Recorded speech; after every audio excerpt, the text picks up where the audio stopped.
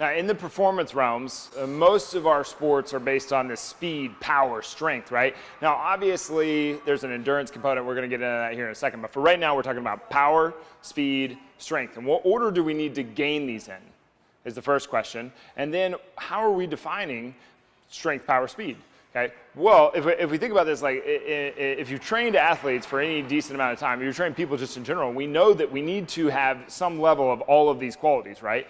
But it's obvious that we need to focus on movement quality up front. If you focus on movement quality first, if you put movement quality second, like if you put strength or speed or power before movement quality, you're going to get neither of those two things. But if you put movement quality first, then you can build upon that foundation later. So we can build the strength, build the power, build the speed.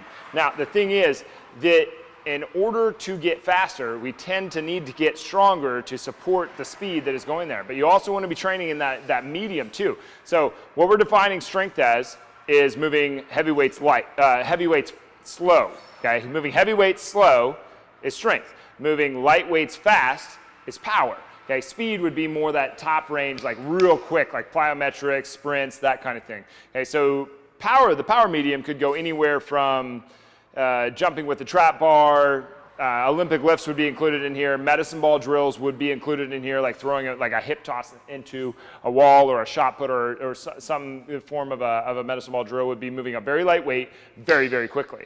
Okay? So and then strength would be more like your deadlifts, your squats, your push-ups, your very slow, heavier type movements, right? Now, these all have a place.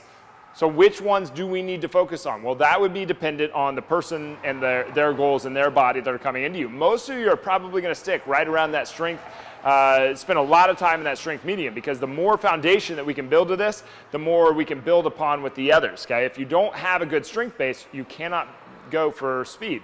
You're just going to get them hurt. You can do this with kids to a certain extent because their nervous systems are just so plastic and they just respond and recover so well. But so like doing the whole, well, you can't do plyometrics until they can squat double their body weight. Well, I don't know if that's totally accurate. That seems a little silly to me. But we do want to be focusing on strength, moving moving heavy weights slow. Okay, why? Because we can control that. Okay, we can use movement quality within that light weights or heavy weights slow, and this is all in comparison to.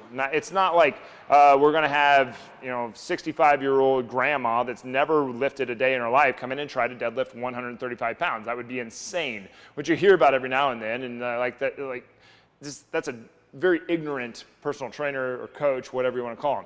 Okay, so we want to be looking at this thing and we want to be separating these out: strength, and then power, and then speed. Okay, we need to build that foundation of strength via movement quality first, and then we can start building upon that with a little power training, the medicine ball drills, the hip tosses, the moving lighter barbells faster, like doing speed work, like 60 to 80% of your 1 rep max with a squat or a deadlift.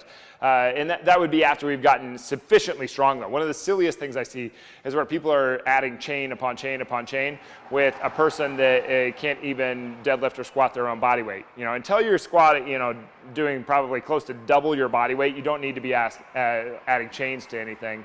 It's just a little bit silly. I'm not saying there's not a place in there, but it's a little silly to do it on a regular basis. And then later on, so after we've built that foundation of strength via movement quality, and then we focus on movement quality via power and really got some speed, some faster type movements in there, then we can concentrate a little bit more on this speed thing. Now, this doesn't mean to say that you have to completely avoid speed and power before working on the strength. It just means that most of your attention goes to strength.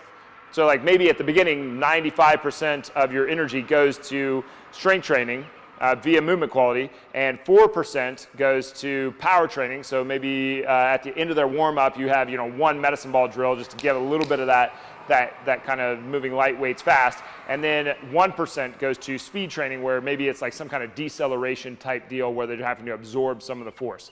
Do you see what I mean? And then maybe as they go along, you build out a little bit more power, a little bit more speed into their program, and a little bit less strength. And then maybe at some point, then it kind of ebbs and flows between all three, depending on their goals and where they are in the year, and whatever else is necessary for what they're trying to go for. But know this: we have to get strength via movement quality first, and then we have to get power before we move to training speed. Right? Put that continuum in your head. First is strength, then it's power, then it's speed. Strength is moving heavyweight slow, always focusing on movement quality first. If you focus on movement quality, you're going to get some of that strength regardless. Like you get somebody who's never lifted before, their warm-up is probably going to give them enough stimulus to actually improve. So we got to be focusing on how we're doing this. We're going to get into the coax to gain stuff here in a second, and then you work in the power, and then you work in the speed. But go in that continuum. You go backwards on this, you're going to mess a lot of people up.